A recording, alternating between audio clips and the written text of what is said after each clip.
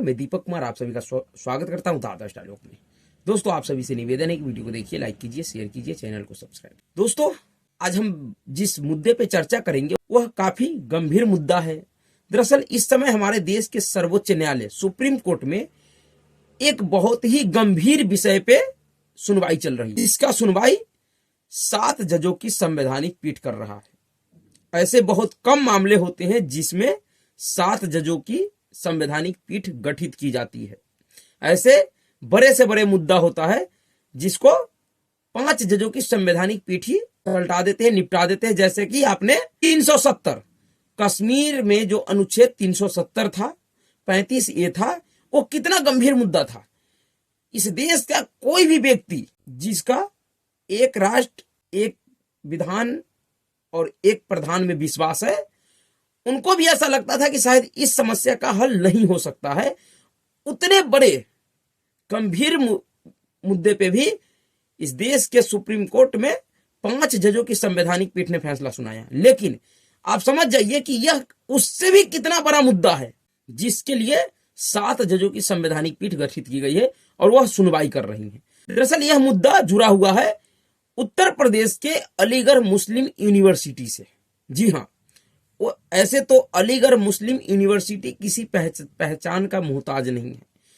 यह वही यूनिवर्सिटी है जिस यूनिवर्सिटी का नाम भारत विरोध में, भारत सरकार के विरोध में जितने भी आंदोलन हुए पिछले 10 सालों में या पहले भी देश के खिलाफ, देश के सरकार के खिलाफ, उन सभी आंदोलनों में इस यूनिवर्सिटी का अपना अलग ही योगदान रहा है और बहुत ही महत्वपूर्ण योगदान रहा है। इसी यूनिवर्सिटी का जो प्रोडक्ट है शर्जील इमाम, जो इस देश का एक अहम हिस्सा असम को भारत से काटने का साजिश कर रहा था सीएए और एनआरसी के दौरान, जो कह रहा था कि चिकन नेक काट दो। जी हाँ, शर्जील इमाम इसी यूनिवर्सिटी का प्रोडक्ट है। और भी कई एक ऐसे कट्टरपंथी जिहादी, दंगाई, आतंकवादी लोग हैं जो इस यूनिवर्सिटी का प्रोडक्ट रहे हैं। तो इस यूनिवर्सिटी का, यह यूनिवर्सिटी किसी भी पहचान का मोहताज नहीं है।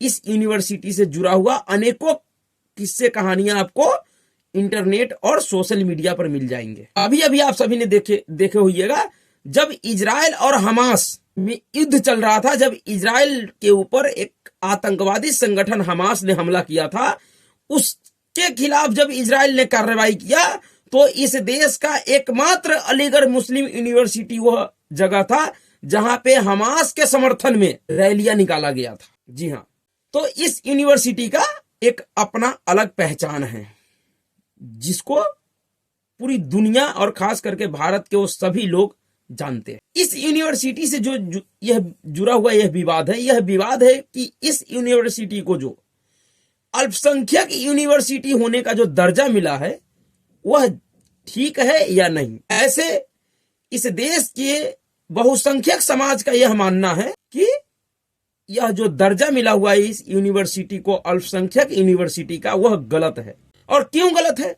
क्योंकि अब तक हम सभी को यही बताया गया है और हम सभी ने यही पढ़ा है कि इस देश का संविधान सेकुलर है। यह देश सेकुलर है। इस देश के संविधान में यह व्यवस्था है कि सरकार किसी भी तरीके से कोई भी धार्मिक, शैक्षणिक संस्थानों का संचालन नहीं कर सकता है। किसी भी धर्म से जुड़े हुए किसी भी कार्य को नहीं करेगा, सरकार नहीं करेगा। फिर भी इस देश में पिछले 30-40 सालों से एक खास धर्म समुदाय के शैक्षणिक संस्थान को इस देश के सभी टैक्स पेयर के पैसों से चलाया जा रहा था और इसी को लेकर यह विवाद खड़ा हुआ कि भारत सरकार के पैसे से, इस देश के लोगों के टैक्स पेयर के पैसे से एक धार्मिक संस्थान का संचालन कैसे किया जा सकता है। ऐसे यह सवाल सिर्फ इस देश के आम नागरिकों का नहीं है। इस पर इस देश का सर्वोच्च न्यायालय ने 1967 में ही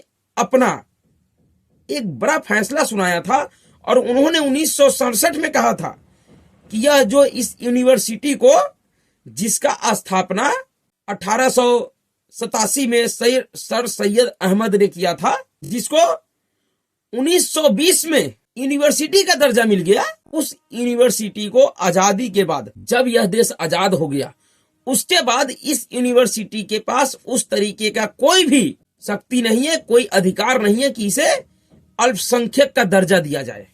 यह इस देश का सुप्रीम कोर्ट ने माना था, लेकिन मेहरबानी कांग्रेसियों का कि उन्होंने सुप्रीम कोर्ट के उस फैसले को भी 1981 में संसद से पलट दिया और फिर से इस यूनिवर्सिटी को मुस्लिम यूनिवर्सिटी का दर्जा बहाल कर दिया गया।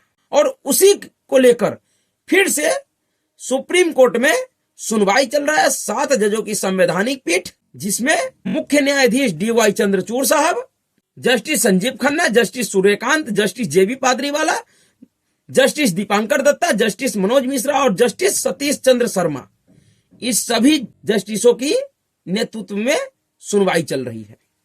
तो आइए समझते हैं कि यह विवाद क्या है और पहले इन विवादों पे सर्वोच्च न्यायालय का और इलाहाबाद हाई कोर्ट का फैसला क्या रहा है, और अब सरकार का, इस समय जो वर्तमान में केंद्र सरकार है, उसका विचार क्या है और किस लिए फिर से यह कोर्ट में मामला चल रहा है। अलीगढ़ मुस्लिम विश्वविद्यालय की शुरुआत 1875 में, सॉरी मैंने इससे पहले 1887 कहा था, 1875 में मोहम्मद एग्लो ओरिएंटल कॉलेज से हुई थी और सर सैयद अहमद खान ने इस कॉलेज को मुसलमानों की शिक्षा में पिछड़ेपन को दूर करने और सरकारी नौकरियों के लिए तैयार करने के लिए बनाया था।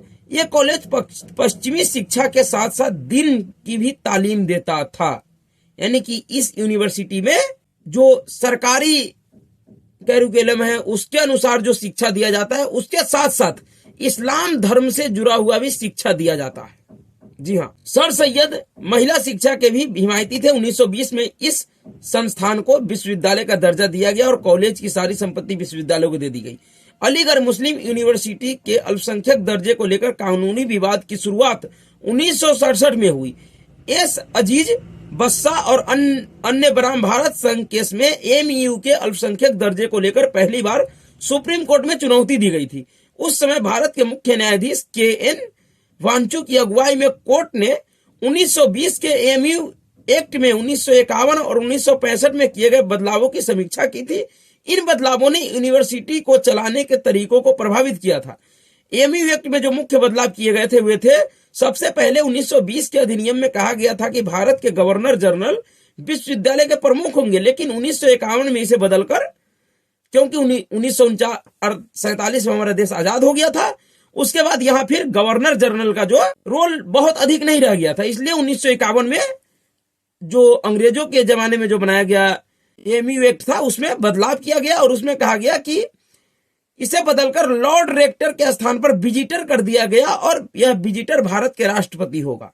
यानी कि पहले जो उस 1920 के अधिनियम में कहा गया था कि इस विश्वविद्यालय का जो प्रमुख होंगे वह भारत के जनरल गवर्नर होंगे, उसके जगह पे 1951 में परिवर्तन करके राष्ट्रपति यानी कि विजिटर राष्ट्रपति जी को यह अधिकार दे दिया गया।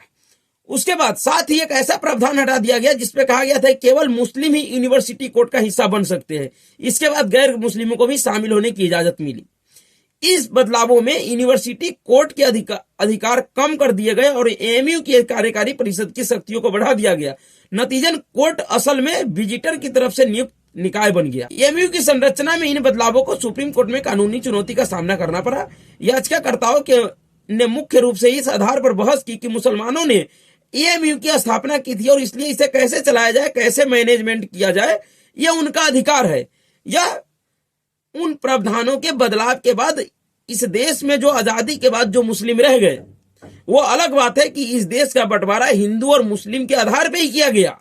अगर सही मायने में देखा जाए तो बंटवारा के बाद इस देश में जो बचे हुए थे उनका इस तरीके का कोई अधिकार नहीं था, लेकिन उसके बाद भी उन्होंने अपने अधिकार को खोजने के लिए उस बदलाव को सुप्रीम कोर्ट में चुनौती दी 1967 में। इन संस्थानों की चुनौती पर विचार करते हुए सुप्रीम कोर्ट ने 20 अक्टूबर 1967 को कहा कि एएमयू की स्थापना न तो मुस्लिम अल्पसंख्यक ने की थी और न ही इसका प्रशासन उनसे था। सुप्रीम कोर्ट ने 1967 के अपने फैसले में कहा कि एएमयू अल्पसंख्यक दर्जे का संस्थान होने का दावा नहीं कर सकता। केंद्र सरकार ने भी सुप्रीम कोर्ट में दाखिल अपने हालिया हलफनामे में जोर देकर कहा कि अजीज बस्ता केस में सुप्रीम कोर्ट ने एएमयू के अल्पसंख्यक दर्जे को नहीं माना था। यह तो केंद्र के हलफनामे की बात हुई, लेकिन कोर्ट का आखिरी फैसला क्या था?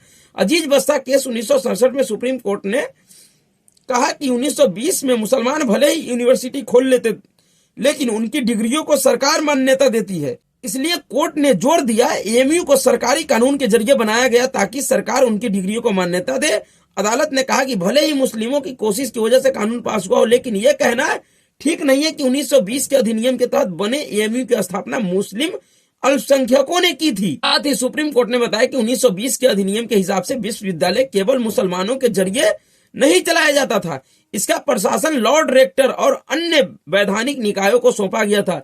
यहाँ तक कि यूनिवर्सिटी कोर्ट में केवल मुस्लिम सदस्य होने के बावजूद उन्हें चुनने वाला जो समूह वो पूरी तरह से मुस्लिम नहीं था, जैसा कि सुप्रीम कोर्ट ने बताया। उसके बाद सुप्रीम कोर्ट के इस फैसले के बाद, अजीज बस्ता केस में सुप्रीम कोर्ट के फैसले के बाद पूरे देश में जिस तरीके से सीएए और एनआरसी के दौरान अराजकता फैलाने की कोशिश किया गया, धरना प्रदर्शन हुआ, इसी तरीके का प्रदर्शन पूरे देश में हुआ। और उस प्रदर्शन का नतीजा हुआ कि उस समय जिस महिला को कहा जाता है कि सबसे मजबूत प्रधानमंत्री थी इंदिरा गांधी जी, वह मजबूत प्रधानमंत्री जी उनके सामने झुक गई, वह उनके सामने विवश और लाचार हो गई। और उसके बाद तत्कालीन इंदिरा गांधी सरकार दबाव के आगे झुक गई और एएमयू अधिनियम में एक संशोधन लाया गया जो स्पष्ट रूप से इसे अल्पसंख्यक दर्जे की पुष्टि करता है। इस संशोधन में धारा 2 क्लॉज 1 और उपधारा 5 क्लॉज 2 सब क्लॉज सी को जोड़ा गया, जिसमें कहा गया कि विश्वविद्यालय भारत के मुसलमानों द्वारा स्थापित उनकी पसंद का एक शिक्षण संस्थान है। उसके बाद 2005 में फिर से इंदिरा गांधी के उस संशोधन को इलाहाबाद हाई कोर्ट में चुनौती दिया गया। 2005 में एएमयू ने स्नातकोत्तर चिकित्सा पाठ्यक्रम में 50% सीटें मुस्लिम उम्मीदवारों के लिए आरक्षित करते हुए एक आरक्षण नीति लागू की। इसे इलाहाबाद हाई कोर्ट में चुनौती दी गई थी, जिसने उसी वर्ष आरक्षण को खारिज कर दिया और 1981 के अधिनियम को रद्द कर दिया। हाई कोर्ट ने 1981 के एएमयू अमेंडमेंट एक्ट को गैर संवैधानिक घोषित करते हुए कहा कि अलीगढ़ मुस्लिम यूनिवर्सिटी अल्पसंख्यक संस्थान नहीं है। कोर्ट ने तर्क दिया कि एएमयू विशेष आरक्षण बनाए नहीं रख सकता, क्योंकि सुप्रीम कोर्ट के एस अजीज बस्ता मामले में फैसले के अनुसार यह अल्पसंख्यक संस्थान के रूप में योग्य नहीं है। इसके बाद 2006 में हाई कोर्ट के उस फैसले को फिर से सुप्रीम कोर्ट में चुनौती दिया, जिसमें कुल 8 याचिका थी। उस याचिका में सबसे गंभीर जो याचिका था, जो गौर करने वाली जिस याचिका की बात है, वो एक याचिका उस समय के तत्कालीन केंद्र सरकार यानी यूपीए 1 मनमोहन सिंह सरकार जी के तरफ से था। मनमोहन सिंह सरकार जी ने इलाहाबाद हाई कोर्ट के उस फैसले को चुनौती दे दिया सुप्रीम कोर्ट में। खुद जो फैसला केंद्र सरकार के पक्ष में था, अपने ही पक्ष में जो फैसला हुआ था उसको तत्कालीन मनमोहन सिंह सरकार, क्योंकि उस समय super prime minister Sonia Gandhi थी, उन्होंने अपने ही सरकार के पक्ष में आए हुए फैसले को सुप्रीम कोर्ट में चुनौती दे दिया। ऐसा बहुत ही कम होता है कि कोई भी सरकार अपने ही पक्ष में आए हुए फैसले को चुनौती दे दे। 2006 में हाई कोर्ट के फैसले को चुनौती देते हुए सुप्रीम कोर्ट में कुल 8 याचिकाएं दाखिल हुई थी, जिसमें से एक याचिका केंद्र सरकार की तरफ से था। उस समय केंद्र में मनमोहन सिंह की अगुवाई में यूपीए की सरकार थी। हालांकि 2014 में नरेंद्र मोदी की सरकार अगुवाई में बीजेपी की सरकार आने के बाद एएमयू को लेकर केंद्र के रुख में बड़ा बदलाव आया। 2016 में नरेंद्र मोदी सरकार ने कोर्ट को बताया कि वह केंद्र की तरफ से दायर अपील वापस ले रही है। सरकार ने दलील दी कि वह एक धर्मनिरपेक्ष देश में किसी अल्पसंख्यक संस्थान की स्थापना करते हुए नहीं दिख सकती। 12 फरवरी 2019 को तत्कालीन सीजेआई रंजन गोगोई की अध्यक्षता वाली एक 3 न्यायाधीश बेंच ने मामले को 7 जजों की बेंच के पास भेज दिया और वही 7 जजों का बेंच अब इस पे सुनवाई कर रहा है। अच्छा, इसमें सबसे बड़ा जो प्रश्न है कि इस यूनिवर्सिटी में सबसे बड़ा खेल यह होता है कि इसमें मुस्लिम समुदायों को छोड़कर किसी अन्य के लिए कोई आरक्षण नहीं लागू होता है, ना ही दलितों के लिए, ना ही पिछड़े के लिए, ना ही इकोनॉमिक वीकर क्लास के लिए, यानी किसी भी व्यक्ति के लिए कोई आरक्षण नहीं, सिर्फ और सिर्फ मुस्लिमों के लिए आरक्षण लागू होता है। इस देश में जो अति पिछड़ों के नाम पे, दलितों के नाम पे, महादलितों के नाम पे, आदिवासियों के नाम पे ये जितने जो दलाल ठेकेदार घूम रहा है राजनीति के, जो आपको बरगलाते हैं, आपसे कहते हैं कि आपका आरक्षण सरकार खत्म कर रहा है, प्रधानमंत्री की मोदी जी के सरकार दलितों का आरक्षण खत्म कर दिया, पिछड़ों का आरक्षण खत्म कर दिया, वह दलाल, वह ठेकेदार आपसे कभी यह नहीं बताया कि इस देश में एक ऐसा भी यूनिवर्सिटी है, और एक ही नहीं, इस तरीके के कई एक यूनिवर्सिटी है। दिल्ली का जामिया मिलिया यूनिवर्सिटी भी इसी तरीके का एक यूनिवर्सिटी है, जिसमें 50% आरक्षण सिर्फ मुस्लिम समुदायों को है, बाकी किसी को भी नहीं है। अगर आपको एडमिशन चाहिए तो आपको जनरल कैटेगरी से लेना पड़ेगा। बेशक आप दलित हैं, बेशक आप SC ST हैं, पिछड़े हैं, OBC हैं, लेकिन आपको अगर इन यूनिवर्सिटियों में अगर दाखिला लेना हो तो आप जनरल सीट से ले सकते हैं। आपको इसमें आरक्षण नहीं दिया जाएगा, क्योंकि इन यूनिवर्सिटियों में कोई आरक्षण लागू ही नहीं होता है। तो फिर ये जो आपके नाम पे जो दलाली कर रहे हैं पिछले कई एक वर्षों से, जो मंडल और कमंडल का राजनीति कर रहे हैं, उन लोगों ने आपको बहुत सारी बातें बताया, लेकिन आज तक ये बातें कभी नहीं बताया। इस देश में ऐसे यूनिवर्सिटी है जहां आपको आरक्षण लेने का अधिकार नहीं है। आरक्षण आपको बेशक संविधान आरक्षण दे रहा हो, आपको बेशक संविधान में आरक्षण मिला हो, संविधान में आपको अधिकार है हो आरक्षण लेने का, लेकिन इन यूनिवर्सिटियों में भारत का वह संविधान लागू नहीं होता है, आपको वहां आरक्षण नहीं मिलेगा। समझ जाइए कितना बड़ा ये खेल है। यह उसी तरीके का खेल है जिस तरीके से जम्मू कश्मीर में आजादी के बाद भी, आजादी के 70 वर्षों बाद तक धारा 370 और 35(1) के आड़ में जम्मू कश्मीर में रहने वाले किसी भी दलित, किसी भी पिछड़े, किसी भी महादलित, किसी को भी किसी भी तरीके का आरक्षण नहीं मिलता था। जो आरक्षण देश के हर एक कोने में लोगों को मिलता था, वह आरक्षण जम्मू कश्मीर में नहीं मिलता था। जम्मू कश्मीर में रहने वाले दलितों को शिक्षा में, नौकरी में, किसी भी चीज में कोई आरक्षण नहीं था। लेकिन इस देश में जितने भी दलित का ठेकेदार घूम रहा है, जितने भी दलालों ने दलितों के नाम पे बड़े बड़े राजनीतिक संगठन बना लिए, उन्होंने इस देश के लोगों को कभी नहीं बताया कि इस देश का एक ऐसा भी राज्य है जहां आजादी के 70 वर्षों बाद तक भी दलितों को, पिछड़ों को, वंचितों को आरक्षण नहीं मिलता है। यह संवैधानिक प्रावधान था जम्मू कश्मीर में। जम्मू कश्मीर में के संविधान में यह प्रावधान था कि जम्मू कश्मीर में रहने वाला कोई भी दलित, कोई भी पिछड़ा, चाहे वो कितना भी पढ़ लिख ले, उसके बाद किसी भी फैकल्टी का डिग्री हो, लेकिन अगर उसको सरकारी नौकरी अगर लेना है तो सिर्फ स्वीपर का नौकरी उसे मिलेगा, जो रोड पे झाड़ू लगा सकता है। आपकी जो शेख साहब के, फारूक अब्दुल्ला, मुफ्ती महबूबा मुफ्ती, इन सबके घरों में जाकर उनके टॉयलेट और लैट्रिन साफ कर सकते हैं। इन्हीं विभागों में उनको नौकरी लगेगा, चाहे उनके पास डॉक्टर का डिग्री हो, इंजीनियरिंग का डिग्री हो, या प्रोफेसर का डिग्री हो, कुछ भी हो, वो कोई मायने नहीं रखता है जम्मू कश्मीर में। लेकिन इस देश के अन्य लोगों को कोई भी दलितों का दलाल, पिछड़ों का दलाल, वंचितों का दलाल कभी नहीं बताया किसी को कि जम्मू कश्मीर में इस तरीके का भी व्यवस्था है। उसी तरीके से ये जो चाहे जामिया मिलिया हो या ये AMU अलीगढ़ मुस्लिम यूनिवर्सिटी हो, इन यूनिवर्सिटी में किसी भी दलितों को, किसी भी पिछड़े को, किसी भी इकोनॉमिक वीकर क्लास के बच्चों को, किसी को भी किसी तरीके का कोई आरक्षण नहीं है। लेकिन इस देश का जितने भी ठेकेदार है, जो पिछड़ों के, दलितों के, अल्पसंख्यकों के नाम पे ठेकेदारी करता है, वह आपको कभी नहीं बताया इस बात को। लेकिन अब भारत सरकार इस प्रचलन को खत्म करने का सोच रहा है, और उन्होंने जिस तरीके का उनका रुख है सुप्रीम कोर्ट में, उन्होंने जिस तरीके से जवाब दिया है, उसको देखकर अब लग रहा है कि बहुत जल्द ही इन आतंकियों का जो मैन्युफैक्चरिंग फैक्ट्री है, जहां से दंगाई और आतंकियों के सिवा शायद बहुत ही ऐसे कम लोग निकलते होंगे जो इस देश के विकास में योगदान देते होंगे, नहीं तो अधिकतर लोग ऐसे ही हैं जो कहीं ना कहीं इन यूनिवर्सिटी से निकलने के बाद शर्जील इमाम, उमर खालिद, ताहिर हुसैन, इस तरीके के लोग बन जाते हैं। इसलिए ये जो मामला है यह कहीं ना कहीं 370 से भी अधिक गंभीर है। अगर गंभीर नहीं होता तो 7 जजों का संवैधानिक पीठ नहीं बनता। 7 जजों का संवैधानिक पीठ बनना यह अपने आप में इस मुद्दे को इतना गंभीर बना देता है कि इसका जो परिणाम है वो बहुत ही भयावह है। अब तक जो इस देश में सेकुलरिज्म के नाम पे जो ये धंधा चल रहा था, उस धंधा को बंद करने का वक्त आ गया है। तो आगे देखिए कि इस मामले में क्या होता है।